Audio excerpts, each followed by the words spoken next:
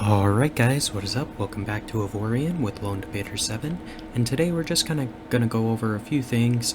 I want to update everyone on the progress we've made in the series thus far, as well as maybe touch on some arm mining fighters today, and kind of how those work. So without further ado, let's dive right in. So, as you can see, we are in our battle carrier Mark 1. This ship is pretty good. I went around and filled up all the crew and all that noise since last time, and that's basically what we did. So I still couldn't hire crew from these guys, even though we're neutral now instead of bad. I've been working on building up this rep so I can, because I have like 3 or 4 equipment docks. Anyways, so I flew down here, kind of jumped through these sectors, hired what I could crew-wise, and we've got the whole ship crewed up. We've got more pilots, commanders, lieutenants, and captains training, just because these have to be trained. You can't buy, like, you either have to buy the trained specialists from the station, or you have to train them yourselves. So I decided to train them myself. I'm probably going to start some cloning capacity, some clones as well, just so we have some spare, miscellaneous crew members. That way, if we decide to add blocks, we can assign them as engineers and mechanics as needed. So the way cloning pods work, if you've got cloning pods on your ship, which this one does, you will get some cloning capacity. Ours is 700 for this ship. There's a lot of, it's not a lot of space. It's maybe like 50,000 Xanian, maybe a little more worth of cloning pods, but it gives you a lot of capacity. So we're going to go ahead and train up another 200, or clone 200 more crew member. So this will give you a little progress bar. I forget how long it takes to do one. 15 minutes, so we'll have 200 crew in 15 minutes. Not a big deal. I just like having a little bit extra so I can assign them if I need to different roles. Anyway, then once these guys are trained, we can also set up capacity in the academy. If you've got academy blocks, you'll get a number of guys you can train at the same time. We've got 91 people that can be trained at the same time with this ship, so that's not bad. Once these 200 are trained, I'll probably go through, maybe we'll have 3 captains, so that's enough. They'll start gaining levels. That's why I'm building them, or training them. So when we build more automated ships, we can put a higher level captain on the ship. I think they cost less, or they perform better. I don't know. But it's worth having the higher level. As you can see, professional level 2 on this captain. I think they go up to level 3 is the highest. So we've got a few level 3 mechanics and engineers, just because we've had them since the start of the ship, or start of the series. So if you have excess capacity in these categories, that's how you get these trained people. They can like the excess people can train and get better. So someone just got trained up to one of these categories. That's why we went to 500 from 4995. Anyway, that's kind of how that stuff works.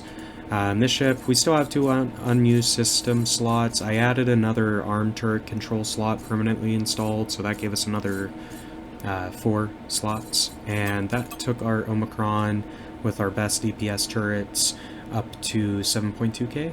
Yeah, 7.2k. So, not too bad. The only thing I changed from the original template design is underneath here, there is actually assemblies. There's not assemblies in the base template, so I resaved this as the Mark III carrier, because you want assemblies. I mean, it's not worth having fighters otherwise. So with that kind of covered, I mean, we've got a really good ship now. It's super strong. Our damage output is amazing. So I feel fairly comfortable flying around Xanian Trinian level now, right up near the barrier, even into the unknown mass or hidden mass sectors where pirates might be, because the ship is good enough we can take them on. Anyway, the other big thing about this, so we've got a lot of cargo space. We've got just over 20,000, so that's good. If we go raiding with this ship, we can hold a lot of stolen cargo. If we go arm mining, we can hold a lot of ore. If we go salvaging, we can hold a lot of scrap. So this is a really good ship for, anything that takes up cargo space. So that's nice. But let's go ahead and take a look at the fighters here, because I know sometimes that's a little bit complicated, and fighters are really useful, at least for mining and salvaging. I find they're really useful. The combat fighters can be good on like stations to help protect it a little bit while you're away. But for your regular ships, the fighters are so much slower usually than your ship can travel. It's not like they have to be within a certain range of your ship before they start attacking, as I understand it. So if you're moving between ships and stuff like that while you're fighting, which tends to happen, or at least that happens when I'm fighting, the fighters aren't able to attack until they reposition themselves around you, and by the time they do that, you will have moved again. So I don't find the combat fighters all that useful outside of station protection, but anyway, they all work the same as far as like the base mechanics. So first things first, when you're wanting to set up fighters, you're going to hit new squad and you'll get a little place where you can store fighters, right? You can rename these, you can change the icon auto assigns based off of what type of fighter it is. So mining gets this icon, salvaging gets like a salvaging icon, and combat gets a like military icon. Anyway, once you have this squad, you're going to go find an equipment dock or a turret factory and buy a fighter that you like. So if you're doing R mining, I would recommend trying to find a Xanian R mining fighter that has an efficiency over 75%. The reason being, Xanian R mining fighters, once you have like 2 or 3 squads worth of them, fully loaded, so 20-30 fighters, they harvest resources so fast, and you get a lot when you're from each asteroid when you're over 75% efficiency. Anyway, guys, that's what I did. It took me a long time to find a Xanian R mining fighter. So I finally got one, and the first thing I did is I took the fighter and dragged it over to this square. So the reason why you want to do that is that's how you make these blueprints. If I was to do this here, it'll say, do you want to set this? It will destroy the fighter and turn it into a blueprint. It's irreversible, but if there was a blueprint in here and we're upgrading them, it would remove the old blueprint too. I'm not going to do it because I don't need 2 productions really. But let's just say I did, and it would look like this. This squad here would turn into something like this squad here, where you got a blueprint and a bunch of empty slots. So if you notice, there's these little gear wheels and check boxes next to all of the squadrons. These only become applicable if you have a blueprint in this slot. If you don't, these mean nothing. So in this production line that I've got here with the blueprint, this gear is how far along it is in producing the fighter, and this turns the fighter production on and off. It'll also tell you how long it'll take to build.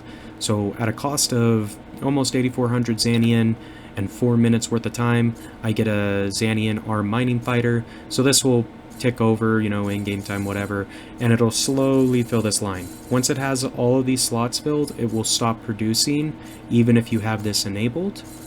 So what I like to do is I like to have a squads dedicated for whatever type of fighter I'm producing. So R mining in this instance, this bar is always empty, so I can just, continuously produce fighters to replenish and make, our actual mining squadrons. I like to have at least 2 R mining squadrons if I'm gonna use a R mining carrier. So with this, I've got that filled out, not bad, whatever. These are pretty small, they're only size 5, so I can hold, I think, 100 of these with the hangar capacity on this ship, something like that. So we could have 10 squads of R mining fighters if we really wanted to on this ship. It's not worth doing that.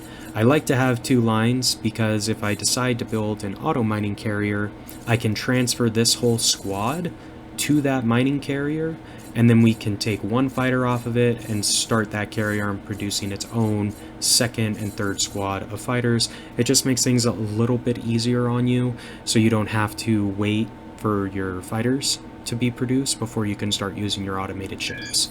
Outside of that, pretty straightforward. So it's going up 58%. If I turn this off, it'll stop. Once this ticks over, it will draw the 8,400 Xanian out of my inventory here, out of my resources, in order to start production on the next fighter. So that is how you make fighters and kind of what that interface is all about. You get access to it by building a hangar block on your ship. So these guys right here, if you have a hangar, you will be able to access it and build squadrons. If you have an assembly, then you will be able to produce the fighters. If you don't have an assembly, this will say no assembly installed.